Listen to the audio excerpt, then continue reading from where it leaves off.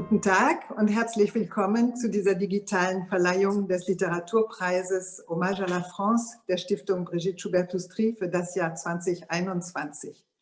Mein Name ist Odile Vassas, ich bin Jurymitglied und Beauftragte der Stiftung und begrüße Sie natürlich ganz herzlich auch im Namen der Stifterin Frau Joubert-Toustry sowie im Namen der gesamten Jury und des Stiftungsrates, aber auch im Namen der Kolleginnen und Kollegen vom Institut Français Dresden als Schirmherr dieses Preises sowie von unseren weiteren Partnern, den Städtischen Bibliotheken Dresden und der Bürgerstiftung Dresden. Auch möchte ich an dieser Stelle den Förderern des Preises für ihre großzügige Unterstützung danken, ohne die dieser Preis nicht möglich wäre, sprich der Ostsächsischen Sparkasse Dresden sowie dem Amt für Kultur- und Denkmalschutz der Landeshauptstadt Dresden. Zum zweiten Jahr in Folge kann die Preisverleihung pandemiebedingt leider nicht vor Publikum stattfinden in der Zentralbibliothek im Kulturpalast hier in Dresden.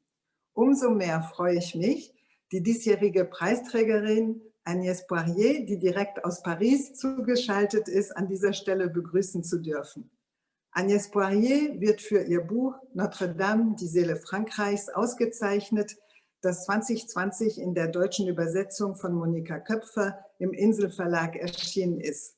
Un grand bonjour à vous, Agnès Poirier, bienvenue. On est vraiment ravis de vous avoir ici en ligne.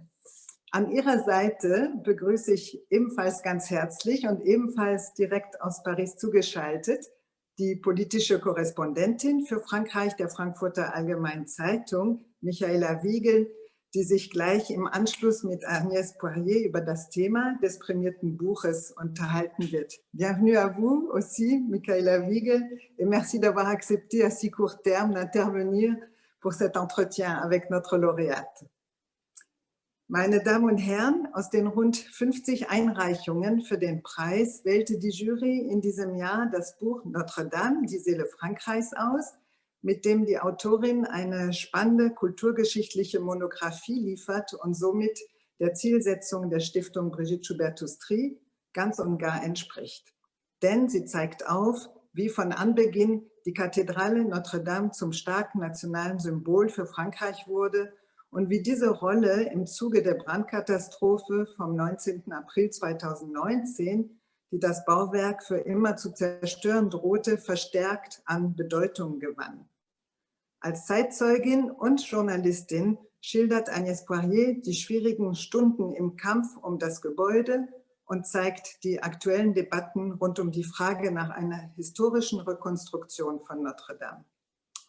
Bevor ich Ihnen, chère Agnès Poirier, die Urkunde für den Preis symbolisch überreiche und Ihnen und Frau Wiegel dann das Wort übergebe, möchte ich noch zum Abschluss die Stifterin Brigitte Joubert-Toustry mit einem kleinen Auszug der Ansprache, die sie vor Ihnen gehalten hätte, zitieren.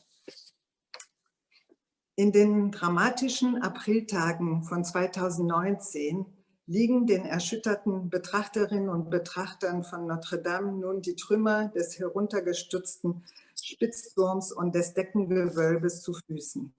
Feuerwehrleute kämpften bis zur Erschöpfung, um Türme und Gebälk zu retten, aber Dach und Spitzturm fielen nichtsdestotrotz der Zerstörung des Feuers zum Opfer. Hoffnung und Auferstehung sowie die Gewissheit, alle denkbaren Anstrengungen für einen kompletten Wiederaufbau gehören heute zu den wichtigen Botschaften, die das politische Leben in Frankreich bewegen.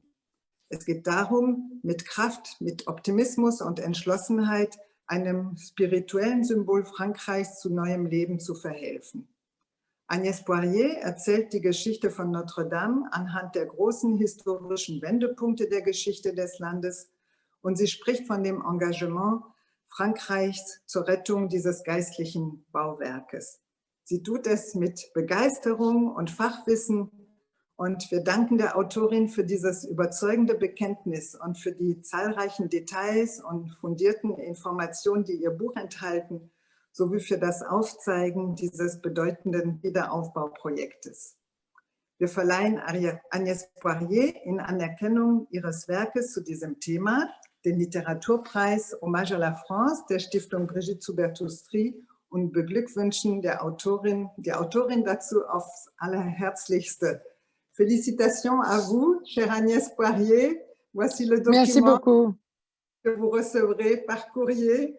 Et oui, félicitations. J'ai tout dit en allemand. Vous en avez reçu la traduction.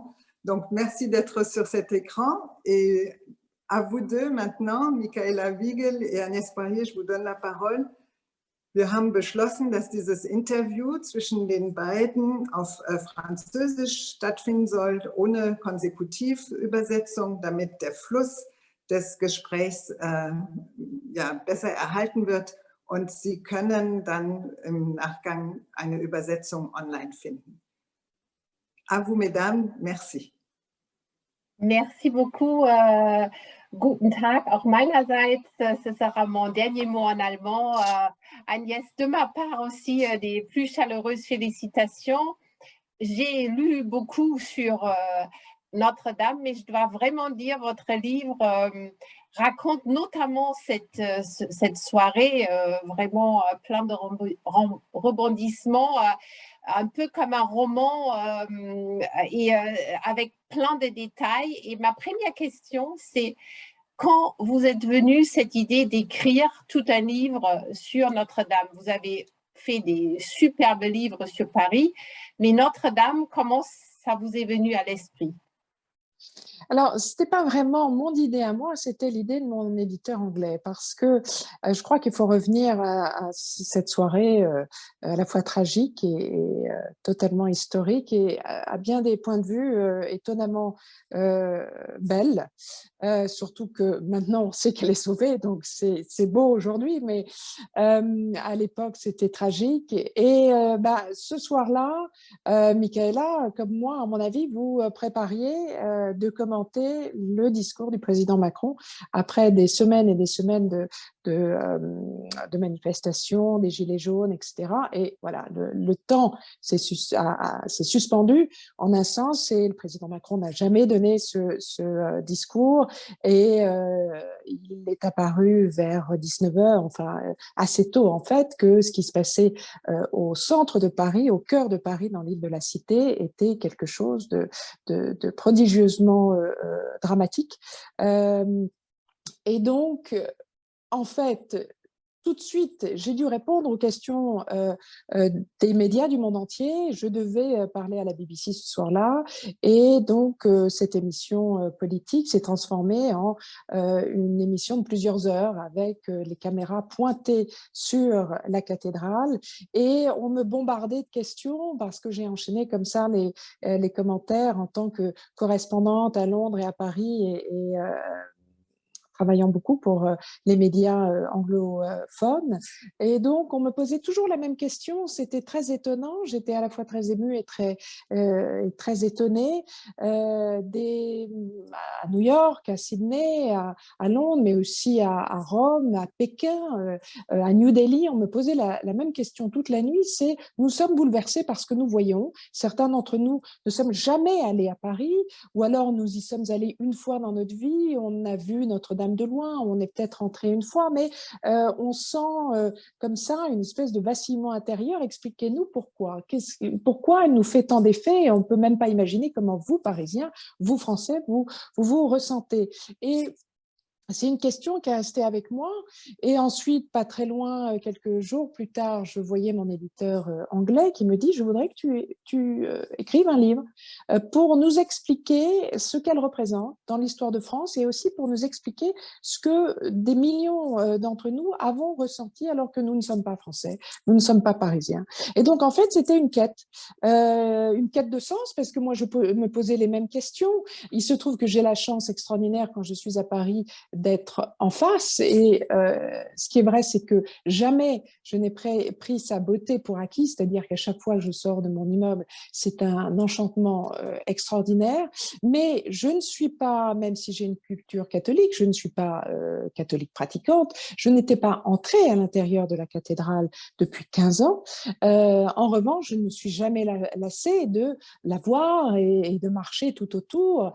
C'est une présence presque humaine. dans la vie des Parisiens et sans doute, là j'ai réalisé, de beaucoup de Français et de beaucoup d'étrangers.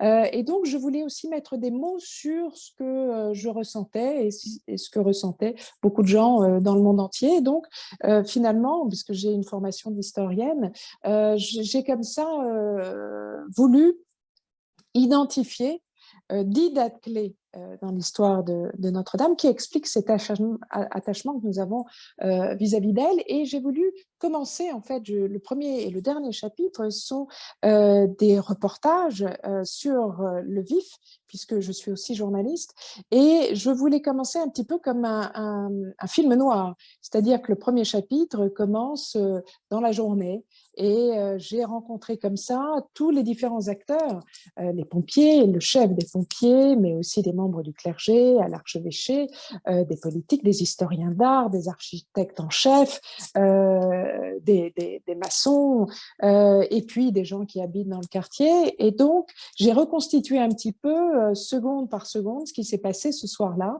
Et j'étais absolument... c'était extraordinaire d'avoir l'envers du décor, parce que moi, j'ai vu tout ça comme beaucoup de passants. En fait, j'étais devant Notre-Dame, mais je ne savais pas ce qui se passait réellement. On était aussi, on regardait la télévision, on voyait le président Macron, on a vu quand même le président de l'Assemblée nationale, le président du Sénat, le Premier ministre, le maire de Paris, tout le gouvernement arrivait, l'archevêché, et tout d'un coup, il y avait les personnes les plus importantes de France qui étaient là, dans des bureaux qui avaient été transformés comme ça en bureaux d'urgence en face à la préfecture, et nous étions tous au chevet de Notre-Dame, et nous ne savions pas vraiment ce qui allait arriver. Et à un moment donné, j'ai réalisé avec cette enquête que pendant 20 minutes, elle était en danger de mort, et que cette cinquantaine de pompiers, cette avant-garde de pompiers très courageux, qui sont aussi des soldats, parce que ça, on en parlera Oui, peut-être. j'allais vous arrêter une minute. Absolument. Pour le public allemand, effectivement, c'est assez extraordinaire ce que vous avez trouvé pendant vos recherches, qui vous remontez à Napoléon. J'avoue que je l'ignorais aussi, que les pompiers en France ont un statut très particulier. Et ils ne sont pas du tout, mais je vais vous laisser décrire un petit peu ce que vous écrivez très très bien dans votre livre sur l'exceptionnalité des pompiers français par rapport aux pompiers de Cologne ou de New York qui n'ont rien en commun. Alors, ce ne sont pas les pompiers français, ce sont uniquement les pompiers de Paris et les pompiers, je crois, de Marseille ou de Lyon. Il n'y a que 2 ou 3 villes, on va dire, plus importantes de France, qui s'est passé, je crois, en 1811, si mes souvenirs sont bons, de mon livre. Napoléon a failli périr dans un bal à l'ambassade d'Autriche. Et il en est sorti et il s'est dit, bon, on ne peut pas laisser le salut de Paris au hasard, ce n'est pas possible. Il nous faut, contre le feu, des soldats du feu. Et donc, ils sont très, très différents, si vous voulez, par exemple, des pompiers bénévoles de Londres ou de New York. D'abord, ils sont très jeunes. La moyenne d'âge est de 26-27 ans. Ensuite, ils sont petits. On les choisit pour leur taille et ils sont très sveltes et très, très forts. Ce sont de véritables athlètes. C'est-à-dire que les bâtiments à Paris, les immeubles parisiens sont assez petits, sont assez étroits. Il faut que ces hommes, avec tout leur barda, puissent se faufiler facilement. Et alors, tous les jours, 2 fois par jour, ils ont un exercice qu'ils doivent faire, et s'ils ne peuvent pas le faire, eh bien, ils sont privés de sortie, ils ne peuvent pas aller au feu. Et c'est l'exercice de la planche. Et alors, c'est une planche qui est à peu près à 2,30 m du sol et équipée avec leur kilo, avec leur casque et évidemment avec leur équipement. Ils doivent se hisser sur cette planche par la force des doigts et des mains, et pouvoir, en fait, c'est au cas où le plancher se dérobe sous leurs pieds, ils sont censés pouvoir se relever et comme ça continuer leur travail. Et donc, ils sont très, très spécifiques, et donc ce sont des soldats, et le commandant en chef des pompiers de Paris, en tout cas en avril 2019, lors de l'incendie, est un général 5 étoiles, le général Gallet, que j'ai rencontré. Et donc, c'est très intéressant parce que, si vous voulez, périr ou sauver, il n'y a pas d'alternative pour eux. Ils se donnent totalement à leur mission. Et donc, ces 50 pompiers qui sont allés sur les tours de Notre-Dame pendant ces 15-20 minutes, totalement, comment dire, au cœur de cette soirée, où finalement, au bout de 20 minutes, s'ils n'avaient pas réussi à éteindre le feu, il était sûr que Notre-Dame ne serait pas là aujourd'hui. Voilà. Et donc, c'est très intéressant. J'ai passé de nombreuses heures avec le général Gallet. Et si vous voulez, on ne demande pas à des soldats s'ils sont d'accord pour mourir. Ça fait partie de leur métier. Et donc, ils ont à peine échangé des mots. C'était par le regard, m'a-t-il dit. Et ils se sont avancés vers lui. Voilà. Et ensuite, c'était à lui de prendre la décision sur la vie de ces hommes, les laisser monter ou pas. Et il m'a dit, la situation était tellement désespérée que seule l'audace pouvait nous sauver. C'est extraordinaire. Alors, votre livre, vous l'avez intitulé L'âme de la France. Est-ce que vous diriez probablement que, parce que vous racontez à travers les différents événements, effectivement, que c'est l'âme de la nation française, mais on a aussi, entre les lignes, l'impression que c'est plus que ça, c'est aussi l'âme un petit peu de l'Occident ou de l'Europe chrétienne. Et au-delà, un symbole pour notre propre passé. Est-ce que vous pouvez en dire un petit peu? Est-ce qu'il y avait, vous avez mentionné que vous-même, vous avez pris pour Notre-Dame, c'était un monument beau devant votre fenêtre, mais est-ce que quelque chose a changé dans votre rapport à cette cathédrale? Moi, j'avais l'impression qu'elle est devenue, à travers cette nuit et à travers cette peur qu'on a eue pour elle, elle est devenue plus qu'un monument lié à une religion, c'était aussi un symbole pour notre force de passer par des épreuves et de croire en la reconstruction, en quelque sorte. J'avais envie de vous entendre sur cela. Oui, non, vous avez tout à fait raison. C'est-à-dire que il a fallu qu'on la perde presque pour comprendre à quel point elle nous était chère. En fait, ce qui était très étonnant ce soir-là, c'est de voir des gens priant dans les rues de Paris. Et comme vous le savez, la France est un pays foncièrement laïque, mais récemment laïque. Et donc, il y a tout d'un coup ces racines chrétiennes qui sont remontées comme ça à la surface, mais je dirais que c'est bien plus, parce que Notre-Dame, c'est pas juste une cathédrale. Et en fait, je la vois toujours de la même façon, parce que pour moi, c'était ce chef-d'œuvre gothique, ce chef-d'œuvre d'architecture, ce prodige de l'humanité, finalement, 850 ans, un peu plus de 850 ans qu'elle est là.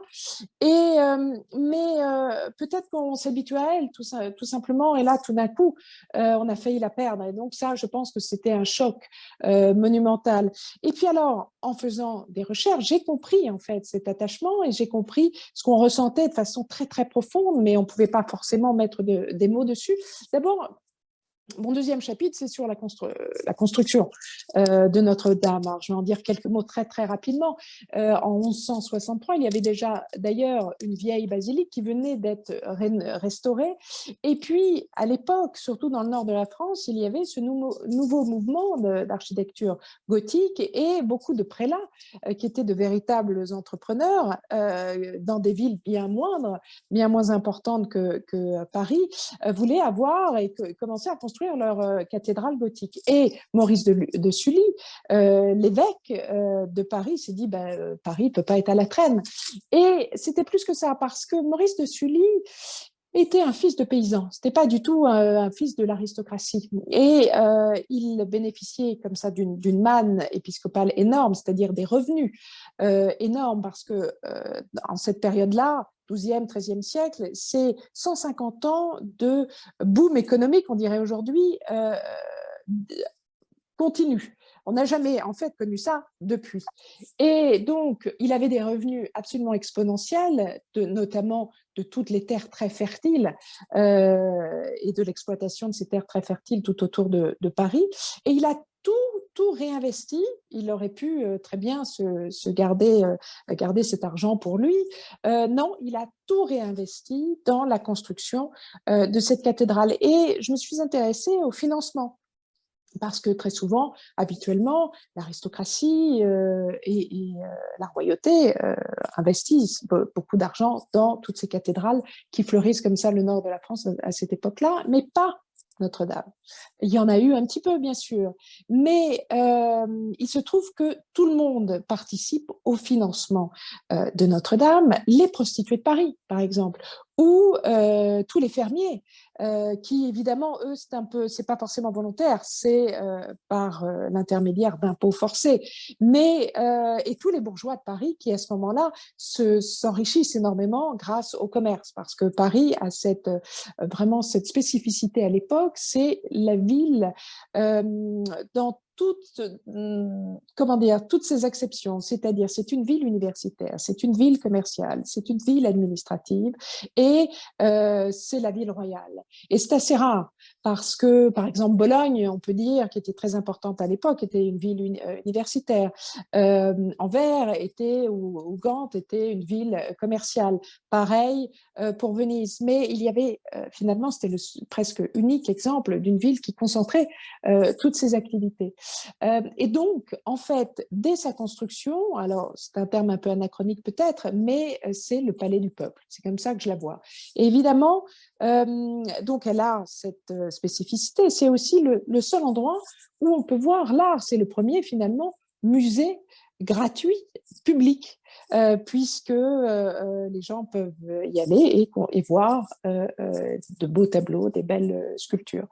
Et à la Révolution française, on en parlera peut-être, finalement, quand les révolutionnaires associent Notre-Dame, les révolutionnaires athées associent Notre-Dame à de nombreuses célébrations, on sent que c'est autre chose que juste une cathédrale et à but religieux, si vous voulez.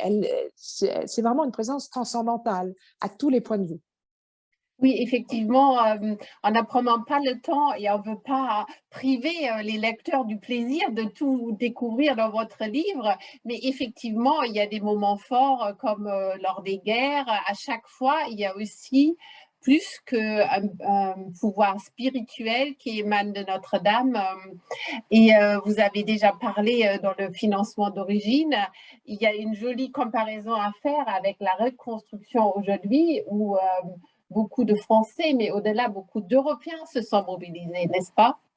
Absolument. Et alors, ça a commencé par cette vague de générosité de gens très très riches. C'est François Pinault qui est à l'origine ce grand collectionneur d'art, mais aussi anciennement à la tête d'un grand groupe de luxe et de mode, qui était devant son poste de télévision, comme nous tous. Il était absolument bouleversé et il appelle son fils qui est à la tête de l'entreprise familiale et il a dit, bon voilà, je voudrais que nous donnions à titre personnel 100 millions d'euros. Et alors là, c'était vers minuit. On voyait encore la fumée et les flammes. Et il a, comme ça, sans le vouloir, il l'a rendu public immédiatement. Et tout d'un coup, il y a eu tous Bernard Arnault, les Bettencourt et dans le monde entier, tous les milliardaires, les millionnaires attachés à l'art, à l'histoire, à l'architecture, qui ont comme ça été extrêmement généreux. Et puis, au même moment, il y a des gens très simples qui ont mis un petit billet dans une enveloppe et qui l'ont posté le lendemain. Moi, j'ai vu ces enveloppes à l'archevêché et c'était incroyablement émouvant parce qu'il y avait notamment des enfants qui disaient bah, hier c'était mon anniversaire et j'ai demandé à mes parents qu'ils donnent en fait l'argent qu'ils allaient dépenser pour mes cadeaux pour la reconstruction de Notre-Dame. Et vraiment, finalement, ce sont les plus petits dons qui nous touche le plus, mais on est très reconnaissant aussi aux généreux donateurs qui, en plus, ne m'ont pas demandé de crédit d'impôt pour finalement sa reconstruction qui va évidemment coûter très cher. Et effectivement, là, encore une fois, on peut aussi trouver un parallèle dans l'histoire décidément mouvementée de Notre-Dame. C'est Victor Hugo qui avait lancé à son époque un autre mouvement, cette fois-ci pas de reconstruction, mais de remise et aussi d'embellissement de la cathédrale.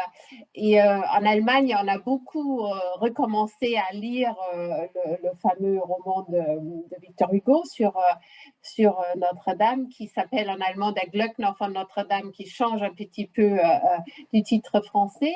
Mais vous voyez en quelque sorte là aussi une confirmation que ce projet Notre-Dame, ça impliquait toujours beaucoup plus que seulement le clergé et les croyants.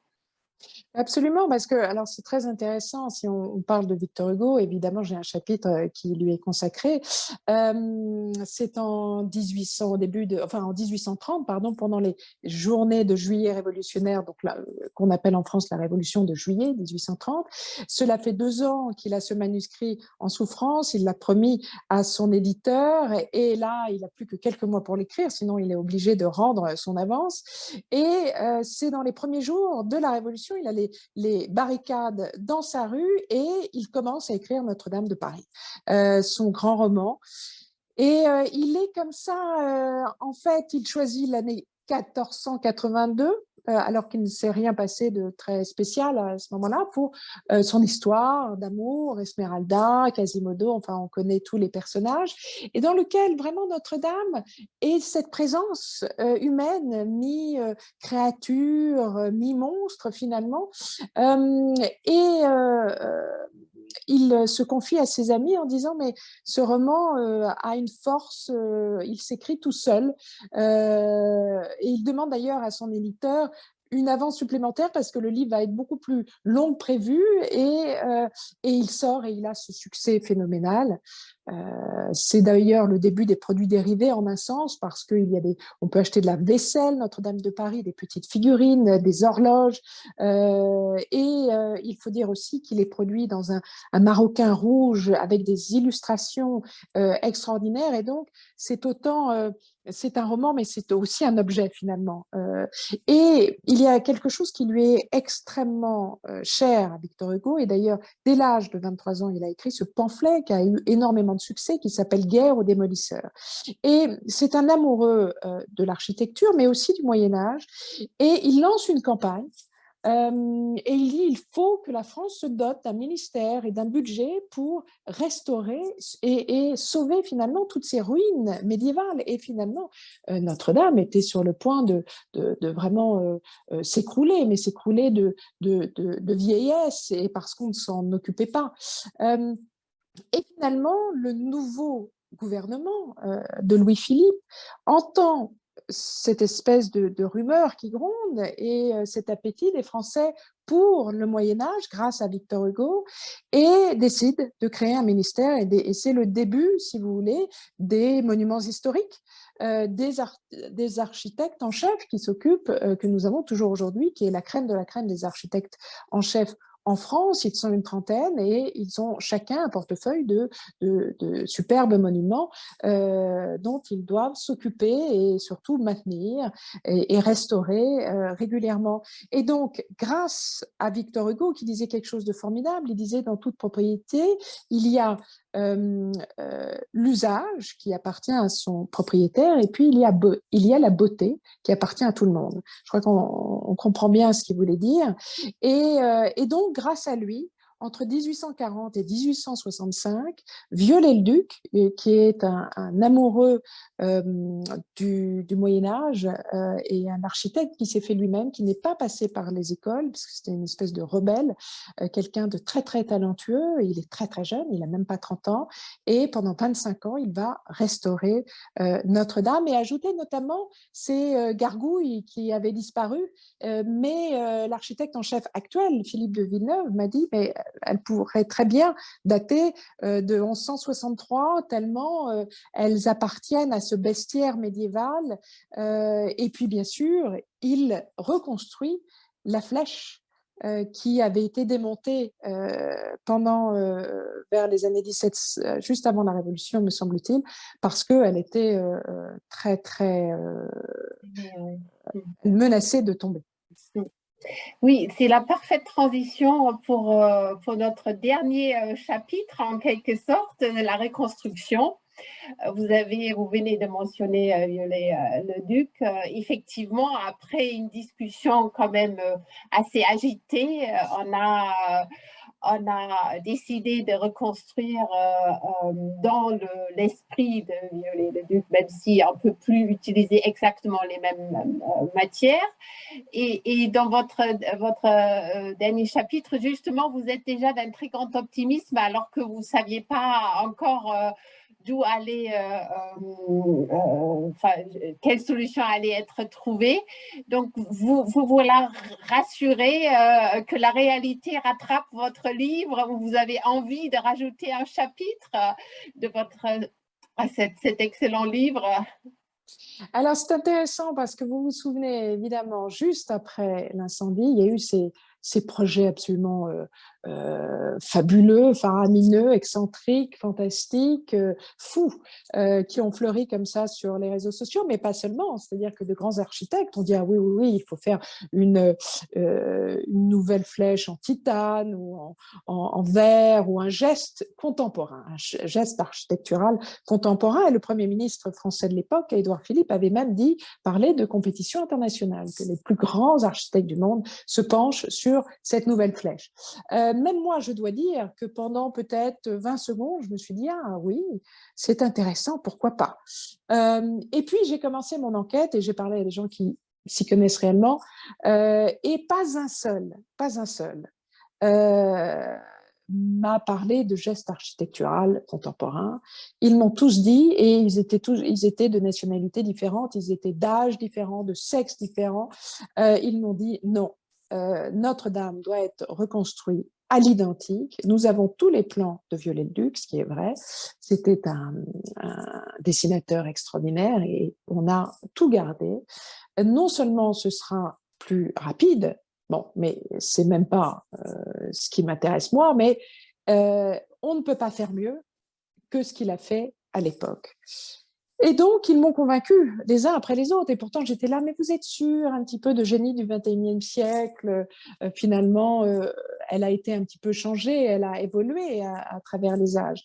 Et ils m'ont totalement convaincu. Et c'est Rem Koolhaas, le grand architecte hollandais, qui est connu pour son modernisme et qui m'a dit « Je suis confiant, la France fera ce qu'elle doit faire. » Et après 4 heures de présentation, Philippe de Villeneuve a convaincu tout le monde, jusqu'au président de la République, pour faire exactement, refaire la toiture comme les maîtres médiévaux, c'est-à-dire avec du chêne et exactement pareil. Et de même, pour la flèche, en fait, ce sera les mêmes matériaux et exactement le même dessin. Et nous avons tout pour le faire. Et nous avons encore le savoir-faire. Très bien. Bah, écoutez, c'est vraiment non seulement un plaisir de vous lire, mais de vous parler aussi de Notre-Dame. On a envie que ça ne se termine plus. Encore une fois, félicitations. Et je crois qu'on a un petit dernier mot de Madame Bassas. Merci. Oui, merci beaucoup Agnès Poirier, merci Michaela Wieg pour d'avoir mené cet entretien avec notre lauréate. De ma part aussi, je vous félicite encore une fois, je vous dis merci pour tous ces renseignements und ich möchte also noch an dieser Stelle auch das Publikum ermutigen, natürlich dieses Buch also zu lesen auf Deutsch. Natürlich, das hat so viele interessante Informationen zu diesem Thema, die wir jetzt in dem Gespräch natürlich nur antippen konnten. Ich danke Ihnen vielmals. Merci à vous deux pour cet entretien qui nous a donné vraiment envie de lire, j'espère, au public de lire votre livre de A à Z. Merci Agnès Poirier pour ce livre Et j'espère bien sûr qu'un jour, vous pourrez venir à Dresde pour rattraper oui, cette journée que vous n'avez pu réaliser ici. Je vous remercie. Vielen Dank und vielen Dank fürs Einschalten, Zuschalten. Vielen Dank.